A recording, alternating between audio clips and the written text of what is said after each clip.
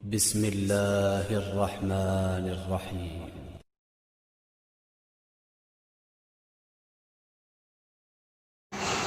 السلام عليكم ورحمة الله وبركاته.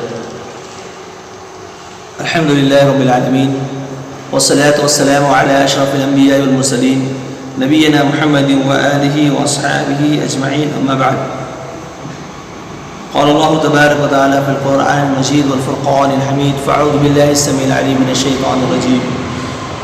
ويسألونك عن ذي القرنين قل سأتلو عليكم منه ذكرا إنا مكنا له في الأرض وآتيناه من كل شيء سببا فأتبع سببا حتى إذا بلغ مغرب الشمس وجدها تغرب في عين حمية ووجد عندها قوما قلنا يا ذا القرنين إما أن تعذب وإما أن تتخذ فيهم حسنا قال أما من ظلم فسوف نعذبه ثم يرد إلى ربه فيعذبه عذابا نكرا وأما من آمن وعمل صالحا فله جزاء الحسنى وسنقول له من أمرنا يسرا.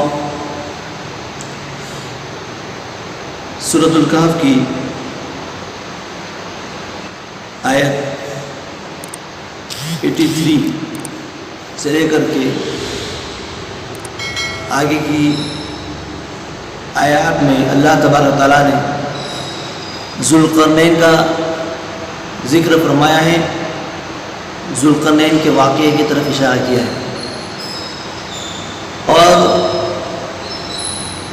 یہود نے جو سوالات نبی کریم صلی اللہ علیہ وسلم سے ان کی نبوت کی جانچ کے لیے کہ یہ نبی ہے یا یہ اپنی باتوں میں سچا ہے یا جھوٹا ہے، تو جو سوالات کیے تھے ان میں سے ایک سوال یہ بھی تھا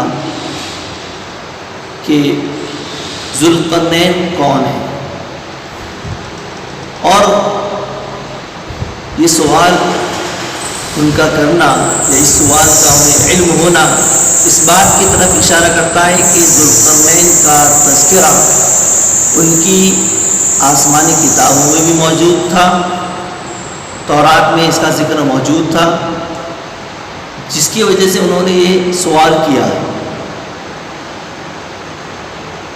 اور یہ بھی معلوم ہوا کہ ذوالقرنین اس سے پہلے کے زمانے میں تھے، کس زمانے میں تھے اس کی تحدید اور اس کی تعین کہیں پر بھی نہیں کی گئی. مختلف باتیں مفسرین کی طرف سے مختلف اقوال اس بات کو لے کر کے بھی کہ ذوالقرنین نبی تھے یا نہیں تھے. بعض نے کہا کہ ذوالقرنین نبی تھے کیونکہ وحی ان کی طرف بھی نازل کی گئی یا اللہ تعالیٰ کی طرف سے انہیں حکم دیا گیا، تو یہ اس بات کی دلیل ہے کہ یہ نبی تھے.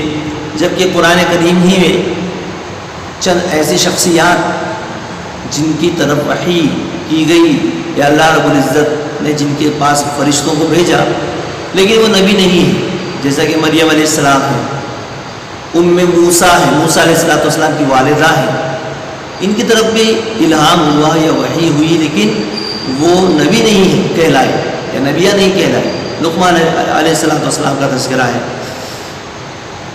تو ذوالقرنین کے سلسلے میں راجح بات جو حافظ ابن کثیر رحمہ اللہ نے بھی ذکر کی ہے کہ یہ عبد صالح یعنی نیک بندے تھے، اللہ تبارک و تعالیٰ کے نیکوکار بندے تھے، اور ایک بادشاہ تھے، ایسے حکمراں، ایسے بادشاہ جسے اللہ تبارک و تعالیٰ نے نواز رکھا تھا، قوت اور طاقت مالی اور عددی اسی طریقے سے لشکری تعداد سے جسے نواز رکھا تھا، اور اپنی بادشاہت کا جو حق ادا کر رہے تھے، اور جو انصاف پسند تھے. تو ایسا بادشاہ جو انصاف پسند ہو تو یقیناً وہ بڑا ہی قابل مبارکباد ہے کہ ایسے بادشاہ کے لیے بڑی ہی بشارتیں اور خوشخبریاں ہیں اور انعامات ہیں اللہ تبارک تعالیٰ کی جانب سے. چنانچہ یہاں پر ان کے مکمل واقعے کو تفصیل کے ساتھ ذکر نہیں کیا گیا، یعنی ان کی پوری زندگی کو قرآن کریم نے ذکر نہیں کیا ہے، بلکہ ساتھ علیکم منہ ذکر، آپ کہہ دیجئے کہ میں ان میں سے بعض کا تذکرہ یہاں پر کروں گا. آپ سے ذوالقرنین کا واقعہ یہ لوگ پوچھ رہے ہیں، آپ کہہ دیجئے کہ میں ان کا تھوڑا سا حال تمہیں پڑھ کر سناؤں گا. تو یہ مشرکین نے سوال کیا تھا یہودیوں کے کہنے پر. یہودیوں نے مشرکین سے کہا کہ اگر یہ نبی ہے، نبی ہونے کا دعویٰ کر رہے ہیں، اگر سچے ہیں ان سے یہ سوال کرو، یہ جواب نہیں دے پائیں گے اگر نبی نہیں ہے. لیکن نبی کریم صلی اللہ علیہ وسلم نے جواب دیا، جس سے آپ کی صداقت، آپ کے نبی ہونے کی صداقت بھی واضح ہوتی ہے. ذوالقرنین کا معنی، لفظی معنی دو سینگوں والے ہیں. قرن کا مطلب سینگ ہوتا ہے. یہ نام اس لیے پڑا کہ فی الواقع ان کے سر پر دو سینگ تھے، یا تو حقیقت میں دو سینگ تھے، یا یہ کہ مشرق اور مغرب کے اس لیے کہ انہوں نے مشرق و مغرب دنیا کے دونوں کناروں پر پہنچ کر سورج کی قرن یعنی شعاع کا مشاہدہ کیا تھا. اور بعض کہتے ہیں کہ ان کے سر پر بالوں کی دو لٹیں تھیں. قرن بالوں کی لٹ کو بھی کہتے ہیں، یعنی دو لٹوں، دو میڈوں یا دو زلفوں والا. اور قدیم مفسرین نے بالعموم اس کا مصداق سکندر رومی کو قرار دیا ہے، جس کی فتوحات کا دائرہ مشرق اور مغرب تک پھیلا ہوا تھا. تو مختلف اقوال ہیں اور مختلف باتیں اس سلسلے میں کی گئی ہے. ذوالقرنین کے سلسلے میں اور ان کے نام کے سلسلے میں بھی مختلف باتیں کی گئی ہیں. اللہ تبارک و تعالیٰ نے انہیں مشرق و مغرب، انہوں نے مشرق سے لے کر کے مغرب تک پورا دورہ کیا اور اللہ تبارک تعالیٰ کی توحید کو پہنچایا، اللہ کے پیغام کو عام کیا. اور جہاں پر بھی جاتے تھے اللہ کی توحید کا ڈنکا وہاں پر بجاتے تھے، اللہ تبارک تعالیٰ کی طرف لوگوں کو دعوت دیتے تھے، حق کو نافذ کرتے تھے. اور اگر وہاں پر کسی طرح کی کوئی کمی رہتی تھی تو انہیں سمجھایا جاتا تھا، شرک اور کفر سے ڈرایا جاتا تھا، اور اگر وہ لوگ باز نہیں آتے تھے تو انہیں سزا بھی دی جاتی تھی. اس کے بعد آگے